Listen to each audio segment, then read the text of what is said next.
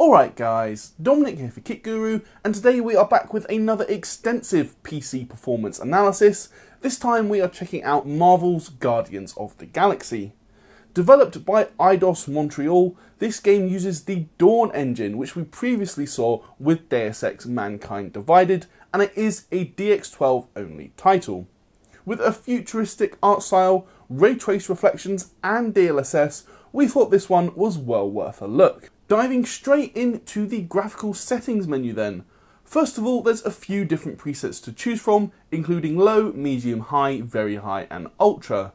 The actual number of adjustable settings though isn't that high, with only 4 settings including textures and shadow quality, where you can actually choose between the low or high settings, while the rest are simple on-off toggles. For our testing today, we are going to be using the Ultra preset, though we will take a quick look at preset scaling later on in this video. We can also see a separate display settings menu, but here is where I have my first issue with the game. One of the settings is for your monitor refresh rate, but it only goes up to 144 Hz, and this setting also acts as a frame rate limiter in game, so basically it's not possible to exceed 144 FPS. Based on my testing, however, you're not really going to be doing that unless you're playing at 1080p with something like a 6900 XT or RTX 3090, which I don't think is that realistic, but even so, I do not like frame rate limiters in game, so this for me is not ideal and not the best start. Guardians of the Galaxy also comes with a built-in benchmark, which is very reminiscent of the one found in Deus Ex Mankind Divided. However, I didn't actually use this for my benchmarking today, simply because it delivers far higher frame rates than you'll actually get in-game. I even tested this, so as you can see here, the built-in benchmark can show frame rates up to 38% higher than what we saw while actually playing the game. For this video, I ended up benchmarking a section from the game's first chapter, which delivered much more representative data for the 2 hours I played the game. With that out of the way then, this is usually the part where I just quickly say we are of course using the latest drivers from AMD and Nvidia. However, this time around that's not actually the case. Both AMD and Nvidia did release game-ready drivers, but for AMD I found the 21.10.3 driver actually caused some shadow glitching, which was really distracting. Basically what I found was using that driver, if you ran over or ran next to some shadows, they would have a tendency to just pop out and it would look really bad, and it really was quite distracting. Rolling back to the 21.10.2 driver simply eliminated this issue altogether. I'm really not sure why that is the case or what was causing this weird glitching with the shadows. However, it does mean for my testing today, I am going to be using the 21.10.2 driver. So we would hope at least that performance would be a bit better with the game-ready driver, but my point of view is you're really not going to be wanting to play with 21.10.3 to begin with, simply because the shadows are pretty broken. So if you do have an AMD GPU, I really would recommend the 21.10.2 driver, which is the one we've used for our testing today. Finally then, before getting into the data, it is worth saying we are using our regular GPU test system provided to us by PC Specialist. This is built around Intel's i9-10900K running at 5.1 GHz on all cores.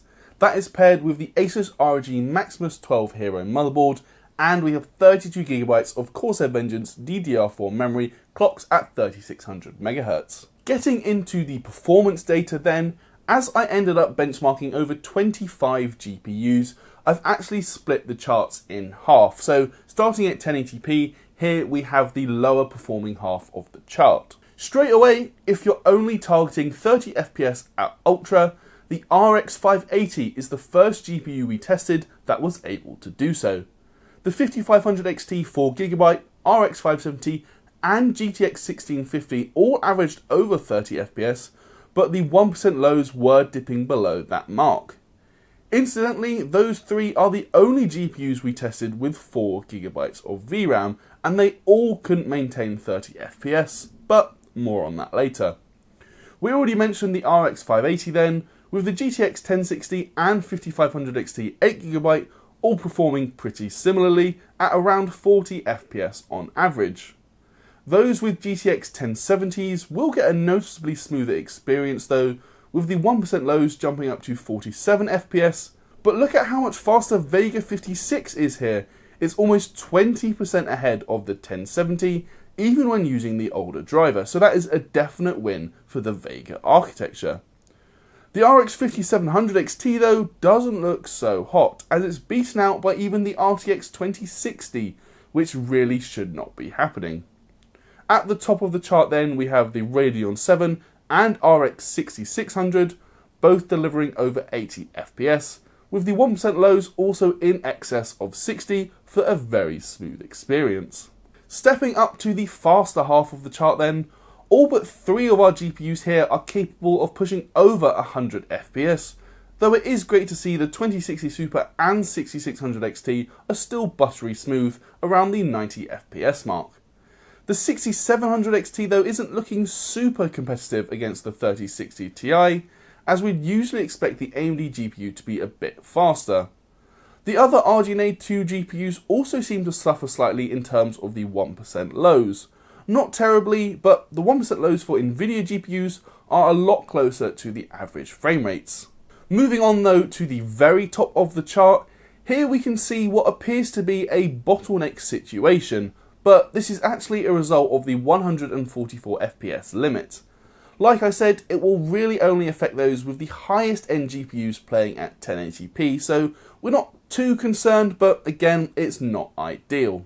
Stepping up to 1440p though, this becomes too much for a good handful of cards we tested. The GTX 1060, RX 580 and 5500 XT 8GB all fall below 30 FPS when looking at the 1% lows, which for me just isn't enough. The GTX 1070 is the first GPU to hold above 30 FPS at all times at 1440p, though the 5600 XT and Vega 56 are smoother still. Further up, the RTX 2060, 5700 XT and 6600 are all clumped together, averaging around 55 FPS, which is pretty decent. Again though, the 5700 XT isn't doing as well as we would typically expect when looking at the relative performance. Right at the top though, the 2060 Super is the first GPU to average over 60 FPS, though its 1% lows are still slightly below that. In fact, to get a locked 60 FPS at 1440p, you'll be looking at the 2070 Super, though the 3 GPUs below are still doing a great job.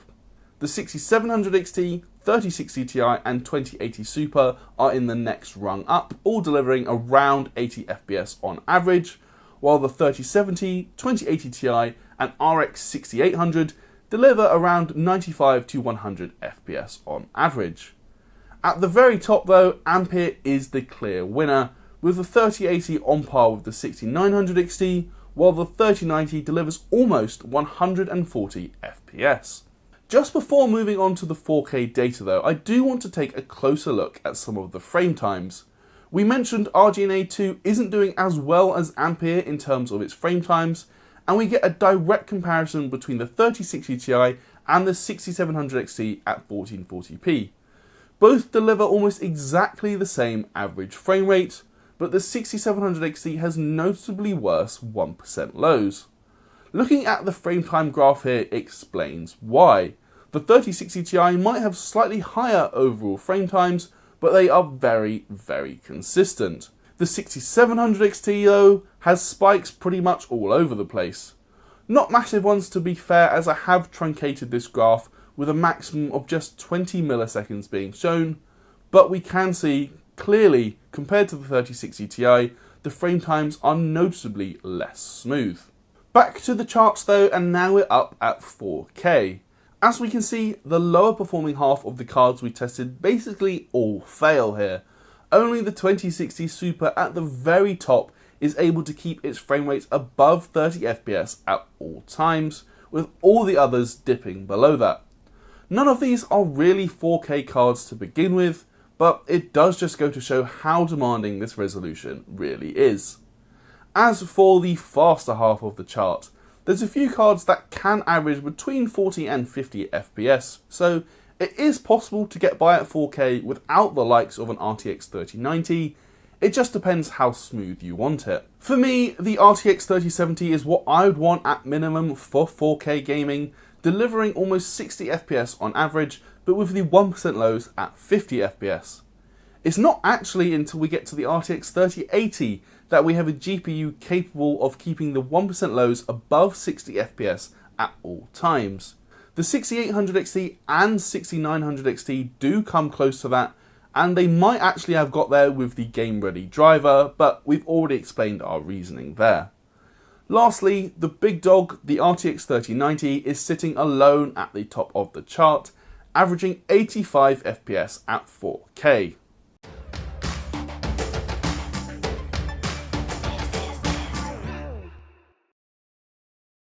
That's it for the raw benchmark data then, and if your GPU was on the list that I tested, do let me know your thoughts down in the comments below and if you are happy with that level of performance.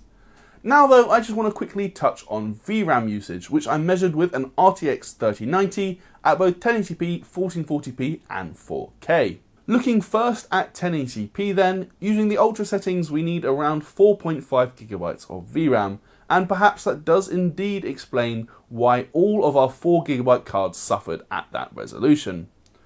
Only 5GB is needed to play at 1440p ultra settings though, which isn't so bad. Finally, up at 4K, we can see that over 6GB was allocated in terms of VRAM, and of course ray tracing does significantly add to that amount at every resolution we tested. You probably noticed we also included the medium preset on those VRAM charts, but now let's talk about preset scaling in a bit more detail.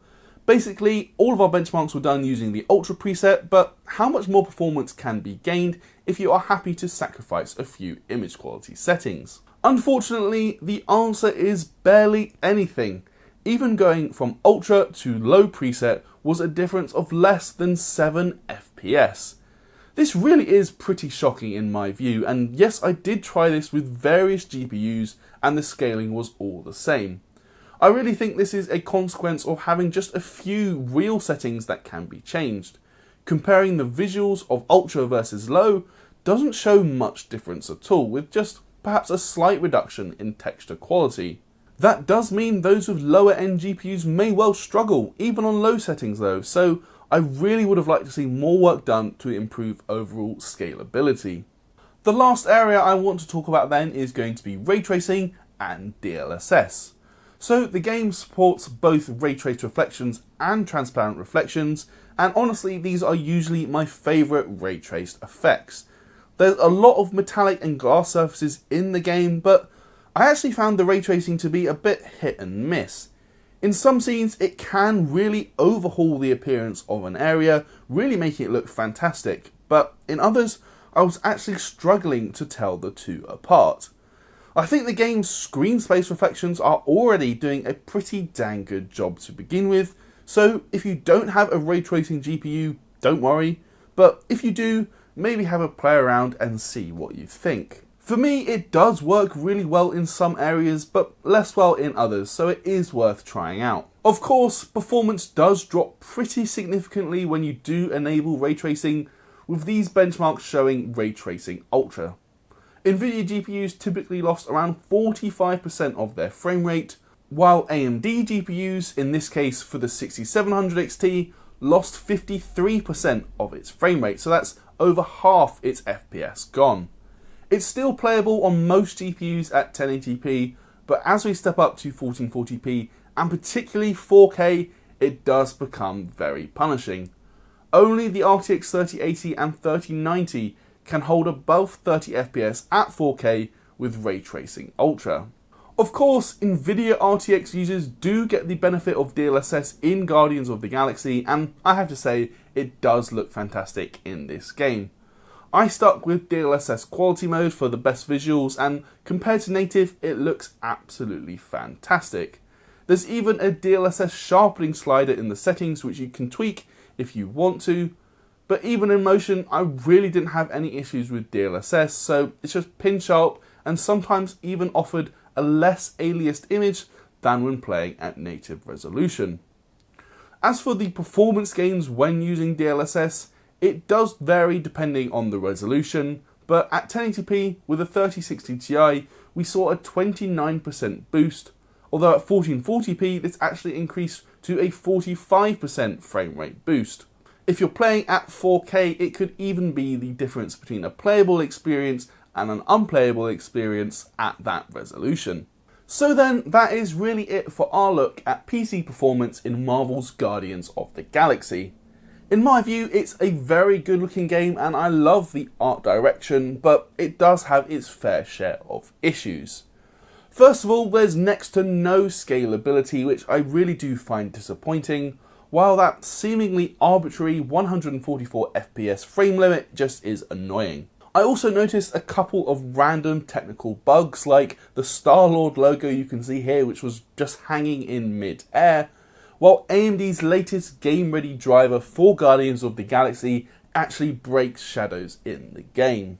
That clearly means it's not perfect and some more polish is needed, but I have to say, considering the visuals on offer, I am actually pretty happy with just how well the game performs. I'm talking here in terms of overall frame rates and stability, as over the couple hours I played, I didn't have any issues with stuttering or anything like that. And again, considering the visuals on offer, I have to say the frame rates given by pretty much all of the GPUs we tested are fairly decent. The one caveat I'd add to that is those with particularly low-end GPUs.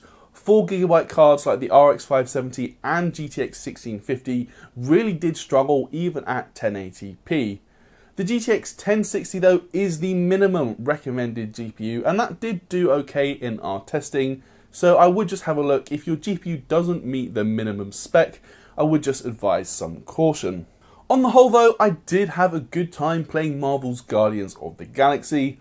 Like we said, there are clearly some issues to fix, and particularly on the AMD side, I really hope they'll bring out a new driver which gets rid of that shadow issue. But overall, the game is pretty stable. I personally think it looks fantastic, and I know I'm going to be playing a bit more this weekend. That is it for this video though, guys, so if you liked it, please do toss me a thumbs up, and as always, let me know your thoughts down in the comments below. Please do hit that subscribe button if you haven't already and ding that notification bell, while I'd also love to chat with you guys over on our Discord server, which is linked in the description. You can also find a link to our merch store there as well, and why not consider backing us on Patreon, where you can get access to some exclusive giveaways and see some of our content early. That is really it for me though, guys. I'm Dominic for Kit Guru, and I'll see you in the next video.